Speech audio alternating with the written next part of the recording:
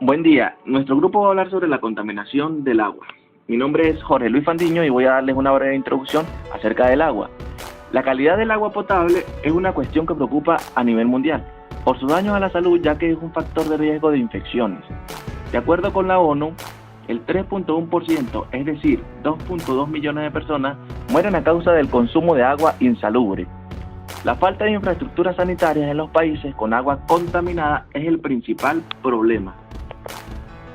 El compañero Ender Cañizares le va a hablar acerca del ranking mundial de los países más contaminados del mundo según la UNESCO.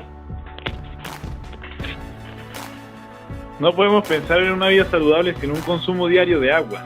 ¿Pero alguna vez te has preguntado qué calidad tiene el agua que tomas? De acuerdo con el ranking mundial de la UNESCO, en el que se analiza la calidad del agua de 122 países, estos resultan los que tienen las peores condiciones. Primero, Bélgica, país europeo que ocupa el último lugar del ranking. Aunque en general ofrece una buena calidad de vida, sus aguas subterráneas contaminadas con desechos industriales y la negligencia en su tratamiento y purificación le valió el primer lugar, aclara el informe. Segunda posición, Marruecos. Se encuentra en el continente africano, pero su cultura se acerca más a la del mundo árabe. Es un país con una intensa demanda de líquido vital, que por su escasez y baja calidad suele tener un alto costo. Ante ello, los consejos para turistas que lo visitan es que aunque sea caro, siempre consigan agua industrializada y sellada. En tercer lugar, tenemos a la India. Más de 700 millones de hindúes, casi los 2/3 de su población, carecen de servicios sanitarios ya adecuados, debido en gran parte a la falta de agua potable. Cada año en este país mueren 2.1 millones de niños menores de 5 años, de acuerdo con la ONU, debido principalmente a enfermedades causadas por el agua. En cuarto lugar tenemos Jordania. Se ubica en el Medio Oriente, una de las regiones más castigadas por el desabasto de agua. Aunado a ello, la poca infraestructura para el tratamiento hídrico ofrece poca y de mala calidad. En quinto lugar tenemos Sudán. Es un país áfrico afectado por conflictos internos, escasez de lluvia y aparte de eso una pobre infraestructura para la purificación del agua.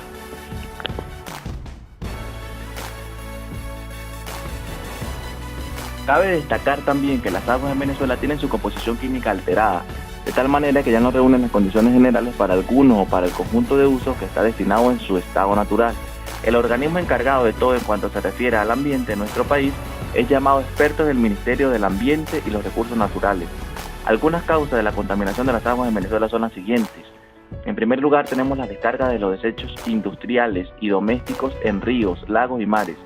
El uso de plaguicidas, fertilizantes, herbicidas y otros productos químicos en las actividades agropecuarias, los derrames petroleros y en último lugar el uso del agua como refrigerante de turbinas termoeléctricas, pues los cambios de temperatura impiden el desarrollo de la fauna y la flora acuática.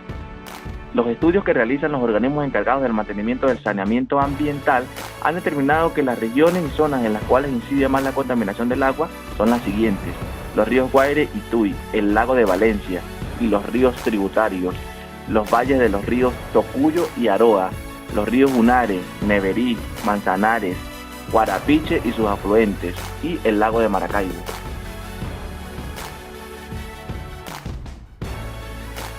Como producto de derrames de petróleo, caída de desechos industriales y petroquímicos, en este problema ambiental es importante el aumento constante de aguas servidas de procedencia doméstica, en las que hay exceso de restos orgánicos, cantidades de detergentes y otros residuales que transforman el equilibrio de las aguas, generando en ella contaminación que se agrava con la presencia de microorganismos. Todas estas circunstancias causan grave daño. Se debe tomar en cuenta que las variadas especies de animales y vegetales que se desarrollan en el hábitat acuático no están allí para servir simplemente de adorno. Ellos cumplen diariamente la función de oxidación de las aguas y de limpiarlas de organismos nocivos y extraños a ese hábitat, lo que no se logrará si por desechos tóxicos la fauna y la flora desaparecen. Pero la razón más determinante para la contaminación de las aguas es la concentración de población en las zonas urbanas. El uso de las aguas para variadas actividades y servicios genera en ellas contaminación y las convierte en aguas negras cargadas de numerosos y muy variados agentes contaminantes. En los días que corren se está llevando a cabo una política de concientización en torno a la preservación de nuestras fuentes de depósitos de agua. Los organismos oficiales han desarrollado programas de obligatorio cumplimiento por parte de las industrias y empresas para rescatar la pureza de las aguas y erradicar de ellas las causas de su contaminación para implementar el saneamiento ambiental. Para lograr controlar los efectos negativos de la contaminación de las aguas, se hace necesario atacar de frente los peligros que ella aporta con 3 cosas específicas. Primero, programaciones y desarrollo oficiales con la implementación de investigación de las zonas más dañadas por la contaminación y las zonas de atención prioritaria. En segundo lugar, promulgación de leyes de protección del ambiente como instrumentos legales específicos y la divulgación de tales leyes para ampliar la educación de la ciudadanía en la conservación del ambiente y los recursos naturales. Y en tercer lugar, el establecimiento de los correctivos técnicos necesarios para la purificación de las aguas. Nuestro compañero Billy les va a hablar un poquito acerca de los millones de animales marinos que mueren por la contaminación oceánica. Millones de animales marinos mueren por la contaminación oceánica, sin distinguir sexo, religiones, edades y menos aún si son personas o animales. La contaminación enferma y mata. En lo que respecta a los animales y más precisamente a los animales marinos, la contaminación está haciendo estragos. Se estima que por año mueren 1 millón de pájaros marinos por la contaminación oceánica y también más de 100.000 mamíferos acuáticos y algunas especies de tortugas, los cuales confunden los plásticos como comida o se estrangulan con la basura o restos de aparejos de pesca. De esta forma, el plástico es uno de los mayores responsables de la muerte de animales. En realidad, es el elemento que desencadena la muerte, pero los grandes responsables somos los seres humanos, los cuales desechamos el plástico y una gran cantidad de basuras al océano sin medir las consecuencias. La existencia de plástico en los océanos es alarmante, por lo menos así lo demuestra la expedición del Fire Institute por el Atlántico Sur, ya que de todas las muestras de agua que se tomaron, 76 de ellas contienen confeti plástico. Este material, al confundirse con comida, es consumido por los peces y a la vez lo hacemos nosotros cuando consumimos a estos pescados. El estudio del Fire Institute, como lo explica el fundador Marcus Hastings, el plástico se va haciendo más pequeño con el tiempo, pero no desaparece y forma una especie de confeti que los peces ingieren y que hemos encontrado en sus estómagos.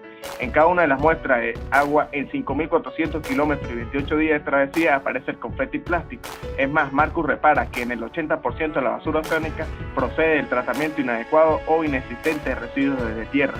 Para hacer más visual esta triste situación, podemos considerar el siguiente dato. La producción mundial de plástico es aproximadamente 225 millones de toneladas anuales y de esta suma solo se recicla el 5%. El resto de las toneladas de plástico, la gran mayoría está en los océanos perjudicando y matando a miles y miles de animales. Además, hay que considerar los efectos que esta contaminación puede tener en los seres humanos que consumen a los peces porque ingieren el plástico. Con todo esto, claramente se deben tomar cartas en el asunto y no es cuestión de ir en contra del plástico, sino en el uso inapropiado. Lo que se debería implementar son medidas para tratar adecuadamente al plástico y modificar las pautas del consumo diario. Hemos llegado a la conclusión que lo que más ha afectado al agua somos nosotros los seres humanos, directa e indirectamente. Lamentablemente, el afán de reducir los costos en las industrias, en la instalación de sistemas de alcantarillados que procesen las aguas y la falta de conciencia de la comunidad en general son actitudes que han ido envenenando nuestras aguas. Por lo tanto, es necesario inculcar una conciencia ecológica en las nuevas generaciones, a fin de evitar que acabemos el agua del planeta.